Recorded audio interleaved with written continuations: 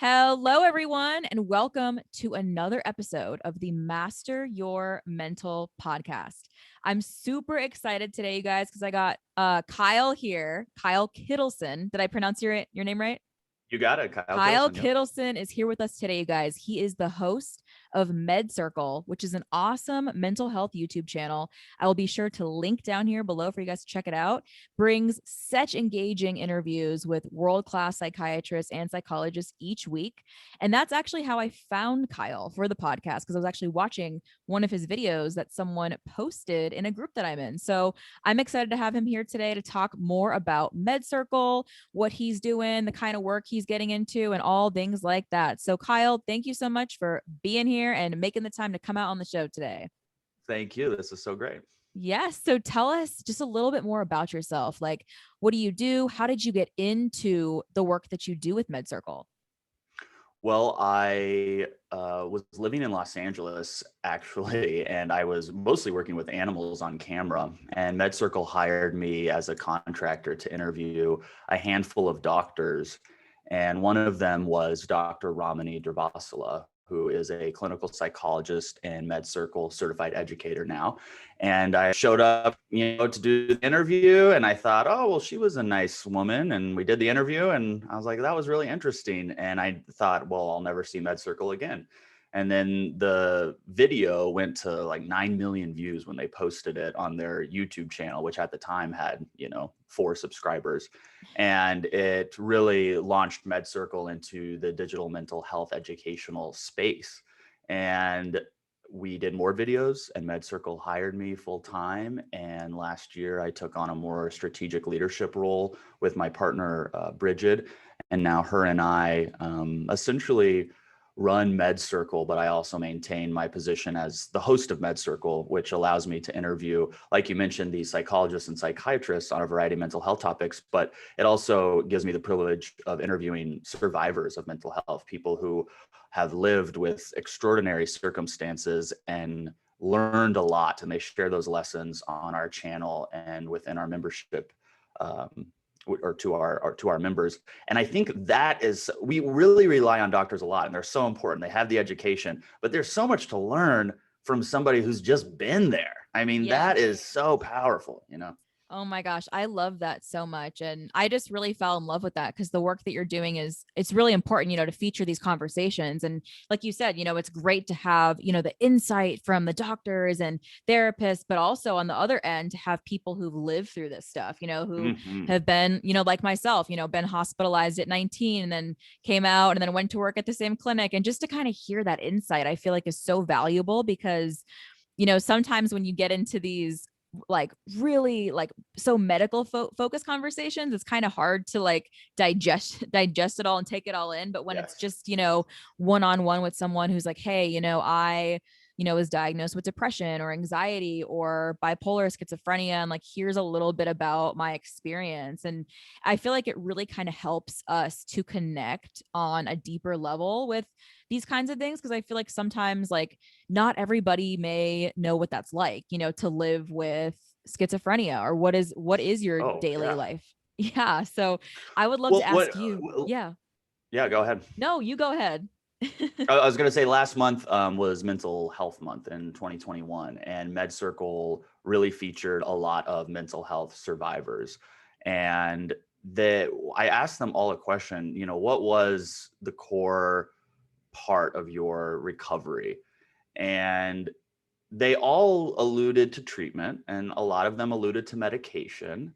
They all alluded to getting educated as being a catalyst, but then they all really landed on community.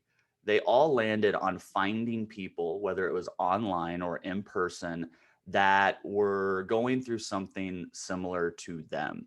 Because when you are, especially, let's say you developed a mental health, some difficult mental health symptoms during COVID, and you can't find those people in person, you go online.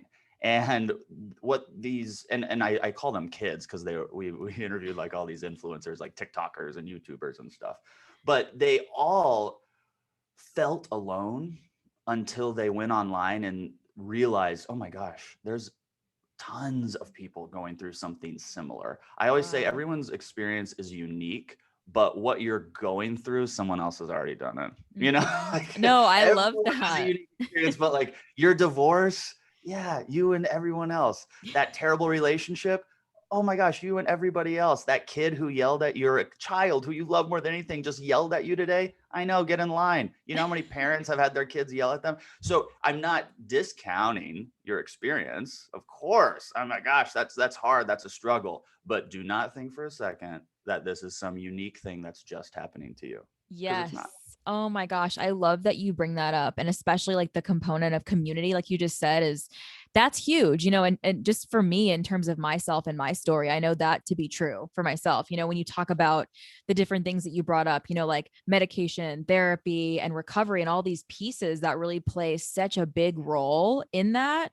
That's probably one of the biggest ones for me, is just that community piece. And, being able to, especially during COVID, right? When, you can't just like everything, like you can't just go out and into the world and, do these things all the time. So the internet is a great place to really connect with those kinds of people, right? And say, hey, here's a group that I found of other people who have also had this diagnosis, or, here's a Mm-hmm. TikTok channel where someone is literally making videos and like showing their experience. And I just think it's so great to have that, because, it is pretty easy to start to feel like you're alone with these things that you're experiencing, if you don't have that support system or that Absolutely. Yeah. community. So, Yeah. and I feel like that's why I love that you bring up featuring that, and really featuring that during mental health awareness month, and having that be like a staple for you guys, is like bringing in these like you say, kids, or like they're coming Yeah. on and sharing their experiences and their stories, because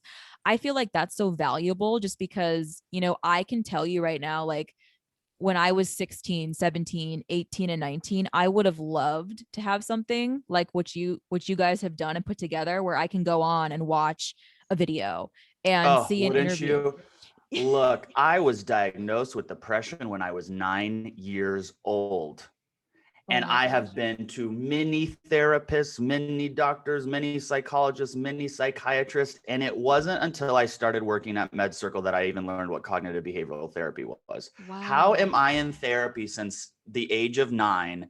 And not one person thought to say, hey, have you ever thought about how your thoughts, feelings, and behaviors are connected? I Right? mean, and maybe I was in cognitive behavioral therapy, but I didn't know. And so I'm Mhm. like, let's get the patients on board with what we are doing. And when I started with MedCircle, I was like, okay, so what is this company again? Like, you guys do mental health education? Oh my gosh, that sounds so boring. God, who wants to sit here and learn about depression?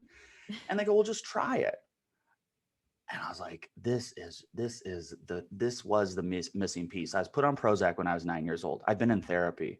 But unless you are learning about all of this, and it's not just learning about depression or learning about cognitive behavioral therapy, it's learning about self-sabotage. It's learning about your cognitive distortions. It's learning about how you are not your thoughts. I mean, it's learning all of these concepts that are based in psychology, that are backed by science.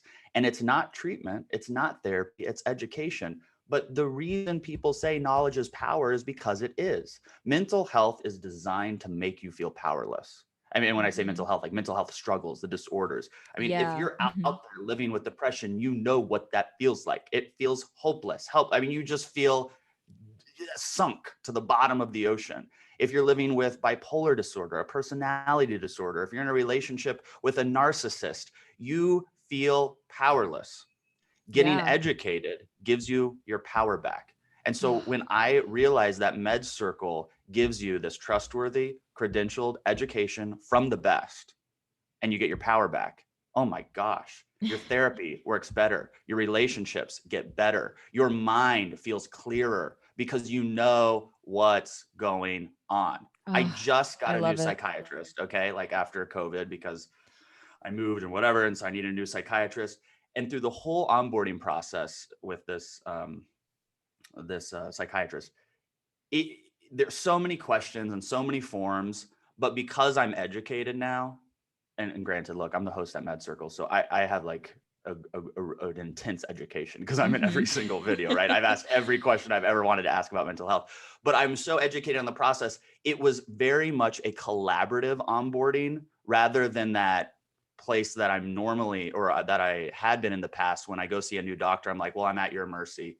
What do I do? Like, I'm just letting you completely lead here. And that's okay too, if someone wants to do that. But I really enjoy knowing what's going on in my own therapy and my own Oh, recovery. 100%. I love how you bring up that collaborative piece and also the self sabotage as well, because you said a point that just like really hit home for me. Like when we're talking about mental health struggles, like so much of these conversations that I've noticed is tend to be very negative. Like we focus on, okay, this Mm, isn't working.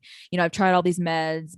I've gone to all these therapists, I've done all these treatments and all this stuff. Nothing's working. I feel stuck. And like you said, when you experience it, you feel it. You know what it's like to be depressed. You know what it's like to, be bipolar and not, and like have days where, you feel super productive, you're getting all this stuff done. And then days where you don't even want to get up or do anything. So it's like, mm-hmm. we know what it's like, but I think what you do that it's so amazing is that you really draw attention to not only that, but also like the resources that go along with that and like how people can gain access to that. Cause I feel like that's another thing too that I noticed with mental health is sometimes it is challenging, like to find, someone that you connect with, like you said, when you're going through the process of onboarding, like with a new doctor and you're feeling like, what do I do? And it's pretty much like they'll ask you the questions and you'll answer the questions. But I think that's a really good piece you bring up of like collaborating and like wanting to do it together. So that way,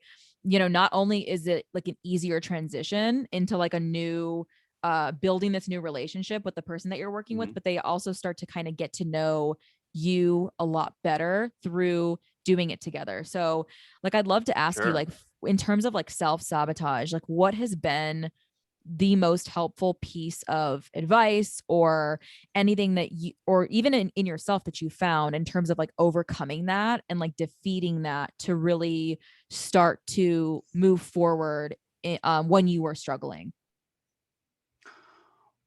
Wow.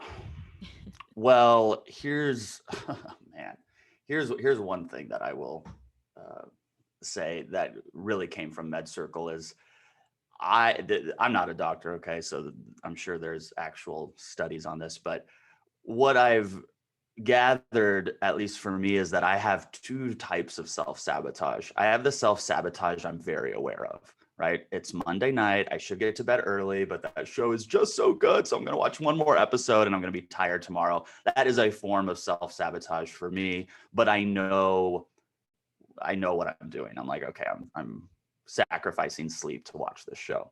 I every Monday I start a new health and diet regimen, right? And then when I drink my Diet Coke at Tuesday morning at 8 a.m., I'm like, well, I'm not really being healthy right now. That's a form of self-sabotage, but I'm really aware of it. The subconscious self-sabotage is the second bucket that I'm much more fascinated with. And I did an interview with Dr. Ramani, who I mentioned at the top of this interview, and a hypnotherapist named Grace Smith.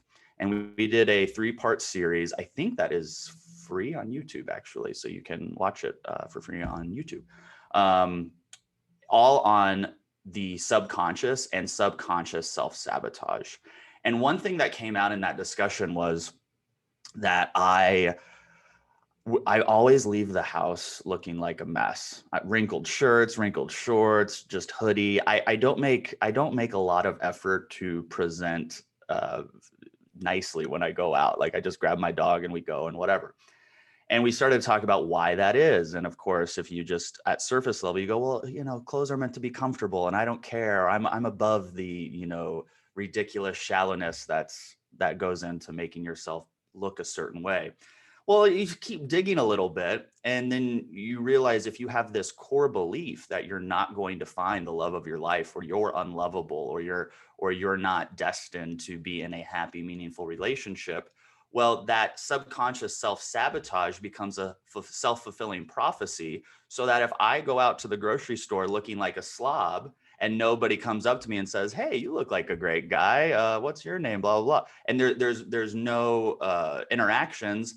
I can say, well, of course, because I look like a slob, protecting myself from being, because if I look my best and go to the grocery store and I'm trying to connect with somebody and they're like not interested, I go, man, I was at my best and they're not interested. I'm the issue. But if I look my worst and nobody connects with me, I'm like, oh, that's because I look my worst. So it's this protective mechanism that I maybe walk through the world in to protect myself and also fulfill this prophecy that I'm going to be alone. If that is all true and you're doing that subconsciously, oh my gosh, you have no control over it. So I hate the word awareness when people say, oh, we got to bring awareness to this issue. I go, who cares? Yeah. Awareness, if you're getting punched in the head and you're aware of it, you're still getting punched in the head. But in this case, awareness, I think, is directly tied with action. And so Mhm. as soon as you're aware of, oh, am I not taking care of myself because I have self-esteem issues?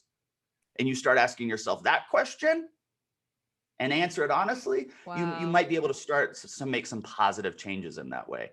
And so I think that's when you ask, like, what's the biggest piece of advice is looking at, we all know the things we should be doing better, but what about the things we don't know we're doing wrong? Those are Mm. the things in our life that are really fascinating to me. And MedCircle Yeah. has uncovered a lot of those in my own life. Wow. I just find that so fascinating as well, because when you just broke that down right there, in terms of the subconscious, right? And like you said, there's things that we do that we know we're doing that it's not Yeah. helping us. And we know this, but then there's also the other things like you mentioned, when you dress a certain way or you leave the house like this, and then using that almost as like you said, defense protective mechanism to say, okay, well, if I went out today to the grocery store and someone didn't want to talk to me, it's because I didn't look good, and it's like, Right. and we all do this, and I think I'm really fascinated by that too. Like, I would like to know if you, like, what kinds of things have been helpful for you in terms of really like making the subconscious conscious and like making it Whoa. more, gaining, I guess, more awareness of that piece that isn't conscious. Well, there's a therapy that I learned called acceptance and commitment therapy, and it's an offshoot of cognitive behavioral therapy. And when you start learning about mental health, you realize really quickly CBT is considered the gold standard for a lot of treatment modalities, and ACT is acceptance and commitment therapy is an offshoot of that. But what I like about acceptance and commitment therapy is that it pulls from CBT, but it also pulls from Eastern philosophies and really utilizes mindfulness. And one component that ACT drives home is that you are not your thoughts. And I know we've probably all heard this and we can go, oh Mhm. yeah, that makes sense. But let's just think about that. If you are not your thoughts, you really believe that? Because I can think right now, oh my gosh, she hates me right now. This podcast is going so bad. She's so regretting that she brought me on her podcast. Okay, maybe you are thinking that, but I don't know that. Okay, so I can have this thought, and that doesn't mean it's true. It is just a mental event. And to really understand that, Dr. Judy Ho, who's a triple board certified forensic and neuropsychologist and one of our MedCircle certified educators, she drove this point home with this example that when you have a thought that you're aware of, and most of our thoughts we're not aware of, but when you have one that you're aware of, put this prefix in front of it. I am having the thought that this podcast interview is going terribly. I am having the thought that she has regretted bringing me on her podcast. It separates you from the thought. It separates you. You're not attached to it. Because if you don't have that awareness, then you go, God, she hates that I'm on my podcast. You believe it's true. You start stressing, you get anxious, you try to, but it might not even be true. So when you have that thought, go, okay, I'm having the thought that this person's angry with me or that this person's mad with me. Maybe it's true, maybe it's not. I'm just having this mental event and it's separate from me. So I don't have to let this separate event affect how I feel, what I do, etc. And that doesn't mean every thought is false, but it forces you to look at every thought as a separate entity from yourself. Because how many Wow. times do you go on Instagram and you're like, God, I'm not as attractive as them. I don't have as much money as them. I don't have as many friends as them. Man, I wish my parents would do that for me, whatever. Those are all mental events that may or may not have nothing to do with you, but right now they're just a mental event separate from you. understanding that really gives you peace. Because Yes. even today, something bad's going to happen to everybody listening, right? Like it might not be really bad, but something kind of bad will happen. Mm-hmm. When that happens and you have that thought, then just reframe it. I am having the Wow. thought that my spouse is angry with me, That's whatever. so powerful. Like I love how you did just broke that down, like in terms of like that little exercise right there, like having this thought, but then putting the words, I am having this thought about this thing in front of it, because Yeah. that's something that I can tell you honestly, like out of everything I've done, like the most helpful thing for me, like what you talk about with mindfulness is doing that, right? Is becoming Mm-hmm. more aware. And like you mentioned too, like so many of the thoughts we have, we aren't aware of them. But the ones that we are aware of, and we're aware of it, right? Like we have this thought, like I can give you an example, going to the gym and saying, oh man, like I should have worked out an extra day this week and I didn't. And then you beat yourself up about it. And it's like, Yep. instead of doing that, what can we do to change this, to start to celebrate ourselves more, instead of, holding ourselves to the standard of we're always chasing this next best thing. Like you said, when you're on Instagram and you're scrolling through and you're like looking, you're like, oh, this person's doing this, and they're going here and they're doing all these things, and then I want to do that, but I don't think I can. I don't think I ever will. And then these thoughts start to set in, and it's like, wow, like it just all happens so quickly. And it's like, what if we could reframe that from, almost like this flooding of like negativity in terms of our own self-worth or our own self in comparison to someone else? What if we could like flip that and make that flood more of a positivity kind of thing, where we're like, oh, like I'm so proud of myself, I did this today, or I went to the gym today. Sure. Look, I'm all for that. Yes. Okay. Yes. Celebrate yourself. But here's the other part of that. Yeah. Now it's a kind of common phrase, but this phrase, toxic positivity. Mm-hmm. Oh yeah. You're also allowed not to be happy. You're Yeah. allowed to have negative thoughts. This idea that we should always be chronically happy and we Mm-hmm. can't have any negative thoughts, personally, I think is ridiculous. Oh yeah. Who is that person that's I know. chronically happy? I mean, they do not exist. They do not exist. And so I think as much as we should be promoting and encouraging people to have positive self-talk and a great attitude and great mindset, you know what, honey? It's also fine to just put your hands in your face and go, this sucks. Yeah. Because sometimes things suck. Those feelings are also valid. Yes. The key though is, I think, because as someone who really struggles with depression, and I had a real bad go like maybe 6 weeks ago or something. That's why I had to go see the psychiatrist. That's when your brain's lying to you. When you're in that state of for me, when I'm in that state of depression and I'm like, God, my family thinks I'm worthless. My friends are annoyed with me. Like I'm such a loser compared to everybody else. I have to go, I'm having the thought that I'm such a loser compared to everybody else. And I also have to realize I'm in a deep depression. So even though I feel this is true, every part of me feels like I'm a loser, the logical little sliver left in my brain has to go, yeah, but that's just the depression. And then I have to go, I know that's just the depression. It's like, yeah, so don't worry about that. Because once we get that figured out, like I have to do that to myself. That's what I have to do, because Yeah. your brain on depression is your brain lying to you. Mm-hmm. Wow. I love that you bring that up. And also the toxic positivity piece, because that for me, like, I feel like looking back, right? When we go back to our lowest moments, or we kind of like try to reflect back and say, like, where we are right now, looking back to this, like, how was I that way? Like, what contributed to me being that low? Like, I'm always very interested in that for myself, like in terms of just like, when I'm having a bad day or when I'm not in a good mood, because we're all human and we all are like that. Like you said, like, who is this person who's just like always happy? Like, how is that real? Are they real? Like, is this a thing, So I feel like that makes a lot of sense to say that, because I feel like it is damaging, right? When we're trying so hard, like, all right, no, like I should be happy. I should feel this way because this and this and this and all these things are in place and I should be like this. But I love that you bring that up, because that is so damaging, to like be so like hard on yourself to a point where like, Yes, that's what it is. Hard on yourself. it's Yeah, it's what if you're alive You're going to be stressed, anxious, upset, sad, frustrated, mad, all of those things. Now, if it's chronic, debilitating, ruining your life or all the time, that's not healthy. But look, there is an acceptance piece to acceptance and commitment therapy. And part of it is accepting, all right, whatever it is, this is the truth right now. Whatever I'm feeling, whatever, the acceptance piece, that's huge. The acceptance piece is huge. Yes. And I agree with you 100% because for me, like before I had that piece, Mm. I I was struggling to just put any pieces together. I was like, I was reaching for this. Well, I don't, I would tell myself, like, I would literally sit there coming from home from my hospitalization, getting Mm. this diagnosis of bipolar one. I'd be like, well, I don't need to accept it now.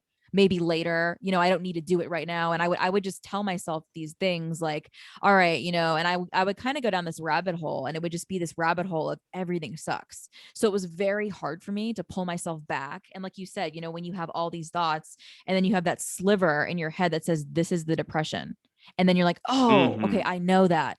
That's what Now, kind of. when you're in a depressive state from bipolar disorder, um, are you able to see the truth in that moment, No. or So is it so clouded that you're like, no, my new reality is this depressive state? it for me, it can kind of go both ways. So I have moments where I can't at times, and then I have moments where I realize it, and I'm like, this is happening. Like I'll have all these thoughts coming in, and I'm feeling this way and like really really low, and then I'll realize that. But then at the other flip side of it, I'll have that happen, and then I won't realize it until like a week later, where I'm looking back and I'm like, wow, like when I was feeling that way, that's what was going on. But for Mm. whatever reason, I was like, I wasn't, because I feel like for me, like the thing with me is I feel like sometimes I can get so overpowered in that moment by a certain emotion that I just kind of like takes over control of me being able to feel the other ones. So if I'm, in a situation where I'm like stressed out or I'm overwhelmed, and then someone says something and then could potentially be triggering, like I'm writing a book and right now, and I'm going to get that published, and I was telling my mom about it, and she was like, well, like take this out. And it was like, for me, I was like, okay, like what kind of feedback do you have, like what did you think of the book? And it was just one like thing was just take that out. And I was kind of like, and I feel like in the moment, like I knew like what was going on. I'm like, I'm gonna get really upset right now. Like this is like not okay. And I was literally telling myself this, but at the same time, I just like didn't have control in that moment. I just started like getting like yelling at her and being like, wow, like that's the only thing that you have to say about my whole book. Like take this Mm. out, not and I'm like, but I like that though. Like I like brutal honesty and feedback from people. So I appreciate that. But I feel like in that moment, and even my boyfriend was there and he was telling me, like, he's like, you don't need to be like, he's like, she's coming from a good place. Like she's coming from a good place. Like she's telling you to take this part out because this is part, of something from another person in my family. And she's not coming from a place of trying to hurt me or, Mm. attack me or put me down. But at the time I was perceiving it that way. So I feel Mm. like things like that happen a lot, like we'll all have moments where I'm like, I shouldn't be getting like this or doing this, but I do it. Well, I think one thing I've learned a lot is because I talk to way too many doctors every single week. Is in that scenario, I was thinking if I explain that to one of the MedCircle doctors, one of the questions they would likely ask me is, well, why do you think you responded that way? What Mm, is it about that feedback or the source of feedback or your relationship with your mother that brought that type of reaction out? Because if you sent it to your publisher and your publisher said, I want to get rid of this section, you might respond differently. Maybe you wouldn't. Maybe you would mhm. respond the same. But always asking that why. I always chuckle every time I bring up something in my personal life in an interview and they go, well, I mean, it's almost always, well, why do you think you feel that way? Or why is it that it's always asking that why. And I think that's one thing I've taken with me is when I have that reaction, like, I have a short temper sometimes.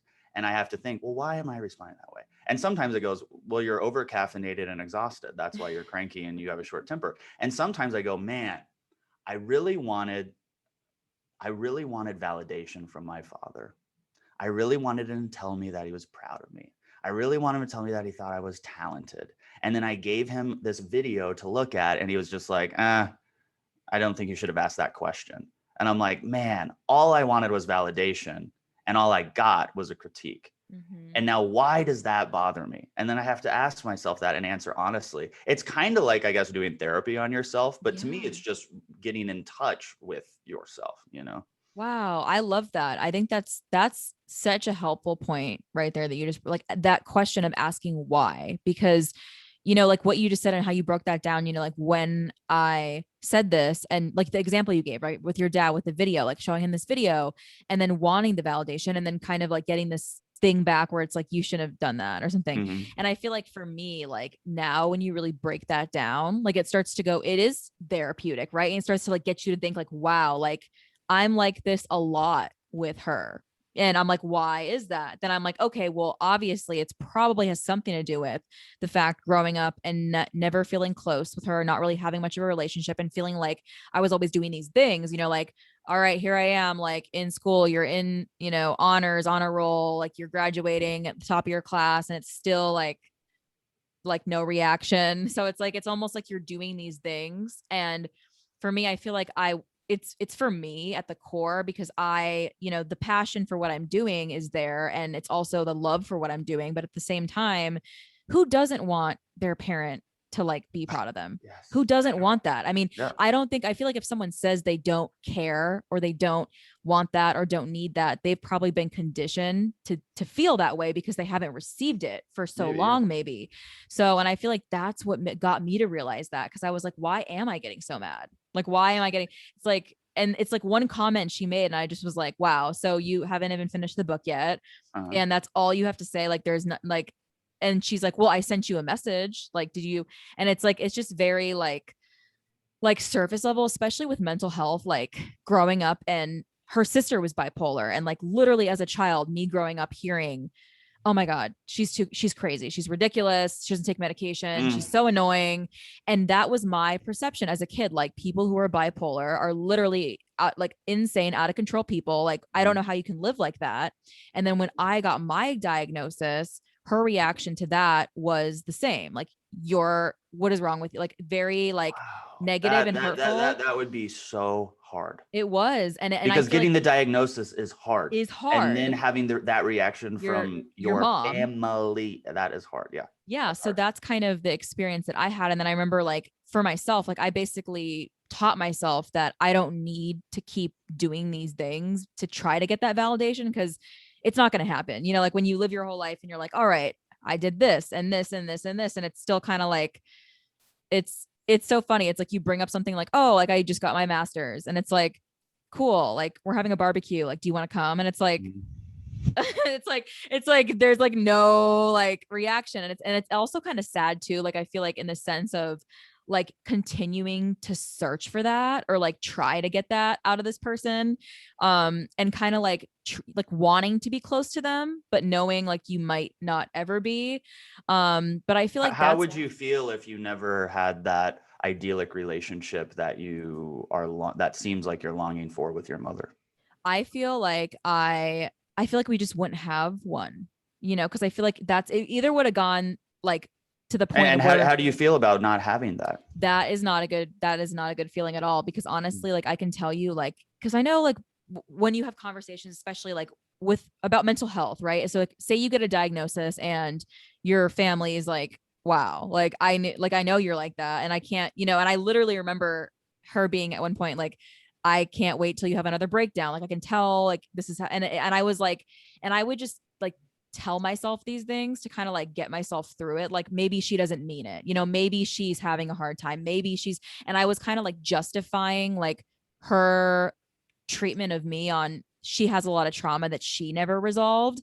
So it's coming out towards me. And I feel like I was trying to do that in a sense to like, I guess like protect the relationship we did have, because I feel like if I didn't do that, it would have just gotten to the point where I'm like, all right, like we can't be in each other's life. And that is not what I wanted, because she's an amazing person, and it's not like, and now we're in a much better place, but it's like I don't want to come on here like my mom sucks, blah blah, like all this stuff. But it was really hard, being so young and like getting this diagnosis and like having no support. But then my dad was extremely supportive, always has been. And, it was hard, and I feel like that's kind of experiences that I hear like in these groups that I'm in, like these bipolar support groups. Other people will tell me like, oh yeah, same thing happened to me. Like my mom knows about my diagnosis and is like, you're just all of this stuff. Like you're crazy. You're not like, I don't want to be around you. Like, what is Wow. that?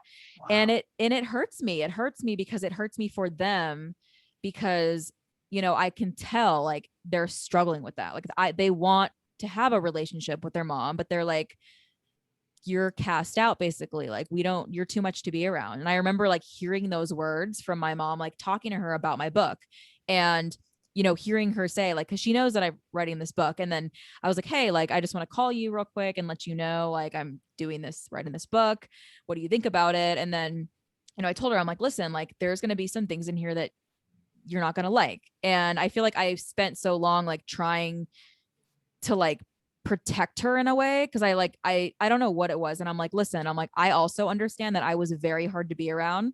So I'm like, I'm not writing this from a place of like, oh, I was perfect and my mom sucks. Like I'm like, no, I know that I was very difficult to be around because I was suicidal and just in a terrible place. And the words that came out of her mouth were, well, kind of like, well, you were really hard to be around. And it's like, I have to go because the construction guys are here fixing the floor and I can't get into this. And it was like, and it just was like, wow. Like, it's like when you're trying to like communicate, like, hey, like, this is kind of like the impact the things that you did to me had on me growing up. And I don't want this to continue. So like, I want to talk to you about this. But then later, we did talk about it and everything, but it was just really hard at the time. Like, always being shut down. And like, again, it's like, I have to go, like, just send me the book. Like, I'll read it maybe. And you're like, okay. And it's just, I don't know. Like, I feel like that's kind of, I guess like happens like when we're talking to people who, have been diagnosed with a different mental illness and stuff. I feel like a lot of people have struggles within their family, like talking about this, or like sometimes, like at least in my family, they always wanted it to be a secret. Like, don't tell anybody about your hospital. Like, we're not going to get into this. And it was always like this thing of like, you need to appear a certain way. And I'm like, but that's not the way that I am though. Like, this is me and I can't be this person who looks good because I don't feel good. So I'm not going to look good. So, and it's like, I feel like you should care more about that than how you're perceived as a parent because your kid was hospitalized. But yeah, so it's like this whole thing. So, I mean, I would love to kind of ask you about, like, cause you mentioned, being 9 years old and like getting that diagnosis of depression and all this stuff. So like, out of everything you've done in terms of like treatment and like mindset work, like everything that you've done, like what has been the most powerful thing for you? Just in terms of like dealing with a diagnosis, accepting this, like continuing to move forward, like what has been one of the most powerful things for you? Well, first, thanks for sharing all that. I know you're open with your personal mental health and the impacts on your family, but I know it's nice for other people to hear that because it sucks. When you don't have that support system from the people you crave it from the most, it makes the journey harder. Mm-hmm. So applause to you for Thank you. dealing with that. That's gonna be a lot. And also, the founder of MedCircle was diagnosed with bipolar disorder. He wasn't diagnosed until his late 30s. And he's I bring that up because he's public with it, and he's very successful and has a great family and a strong marriage and a beautiful life with wonderful kids and grandkids. And not that has to be the goal, but in spite of this incredible obstacle, he was still able to accomplish his goals. That's And amazing. so I just think it's people have that idea like, oh, you have mental health problems. Well, good Yeah. luck. And it's like, Yes. no, these are very overcomable problems. You asked me, so number one thing that helped with everything. Look, I'm biased, but it's education. It's Mm-hmm. education. If you're a parent out there and your kid has ADHD, you got to know about that. Okay. If your spouse has substance use issues, you got to get educated on that. If your daughter gets diagnosed with bipolar disorder, you got to go get educated on that. That's my opinion. It changes everything. If I've never met your mother, obviously, but if your mother just watched our series on bipolar disorder, my guess is she would go, oh, wow, I did not understand all of this, but now I do. One example is I sat down with Dr. Dominic Sportelli, who you've watched before. He's a psychiatrist and one of our MedCircle doctors. And it was for a series on ADHD. And I walked into that series thinking, ADHD is just nonsense. These parents need to get their kids under control. They need to have discipline. They're hoping that a pill will parent their child for them. That's a lot of what my mindset was. And after that series, I mean, halfway through the series, I was completely proven wrong. And it's so clear that this is an actual disorder that actually affects people. And it's not just college kids who want to get Adderall to cram and study for a test. There are people suffering with ADHD and the symptoms that are with it, even into adulthood. And medication can be a very incredible resource for them. And so my thoughts changed on ADHD just from that scenario, or just from doing that series. And so if you're struggling with mental health and you're not educated on your mental health diagnosis, what are you doing? Mm-hmm. I mean, it's that, like, I almost get angry about it because, MedCircle has one of the fastest growing mental health YouTube channels. We'll probably be at 1 million subscribers at the end of the year. And we put out new videos every single week. And those videos, for so many people, become the catalyst for change. Because they might live their entire life. They might have gone to see one therapist. They got diagnosed with borderline personality disorder immediately.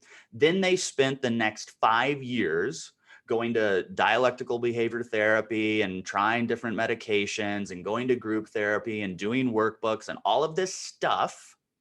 And then on year 5 or 6, they watch a video on YouTube and they go to MedCircle and realize, oh my gosh, I don't think this is borderline. I think this is bipolar disorder. And while we can't diagnose ourselves, we can bring our thoughts to our doctors. Mm-hmm. And especially in mental health, the feedback you provide to your provider is more critical than ever on getting the right diagnosis. This is not a blood test. Mm-hmm. So what you tell them matters. So your education on this topic matters. And Oh, if you yeah. can just spend a little bit of time getting educated on your symptoms or your struggle or whoever you love, what they're going through, you might be avoiding a 5-year misdiagnosis in this hypothetical example. I love and that. I've interviewed people who've done that. I've interviewed people who were diagnosed with bipolar disorder. They go on these really intense drugs for years. Mm-hmm. They have a terrible time sleeping, or they have weight gain, or all these things, and they're trying to treat something they don't have because they went to one doctor who made a snap decision. And nobody will care about your mental health more than you. Not one single person. You can pay your doctor $1 gazillion. They still will not care about it as much as you. So if you are the person who's in the driver's seat of your mental health, and newsflash, you are.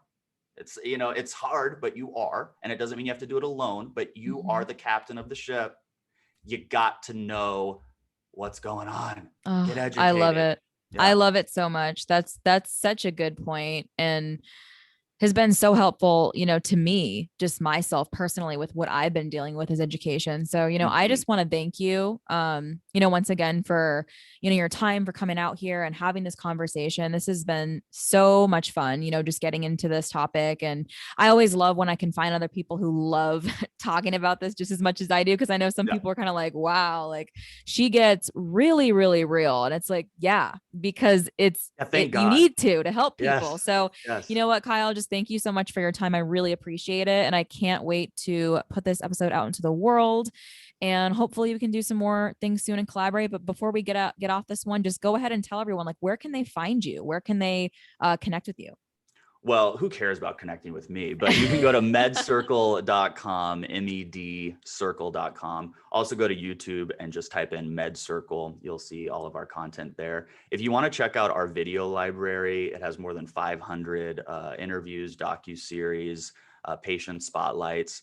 you go to watch.medcircle.com. You can download the MedCircle app for free and watch series there for free. I would love to give your listeners a coupon code so they can get a discount on their first month if they're interested. Yeah, of Maybe course. we can put those in the show notes or something. Yeah, we can And definitely do that. and all my personal social media is at Kyle Kittleson. And then MedCircle is at MedCircle, and maybe MedCircle official somewhere. Anyway, if you Google MedCircle, you can find us. Yes. But try it out, because here's the other thing. Just to pitch MedCircle, yeah, we have all these videos you can watch, but another phenomenal core offering is that we offer weekly classes that our members can attend live. And they're not huge. It's not like there's thousands of people there. So they're more intimate settings where the same doctors you watched in the videos are there to answer your questions on whatever topic we're going over. Wow. So it's not treatment or anything like that, but it is that clarity, that education, that understanding that you can get week after week.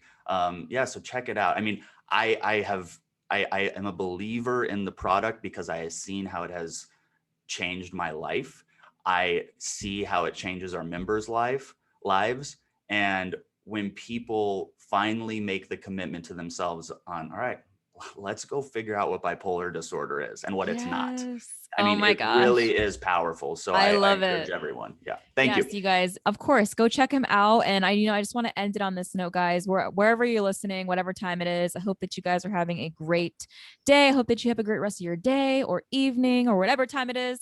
But I'm going to end this one. So bye, guys, and bye, Kyle. Bye.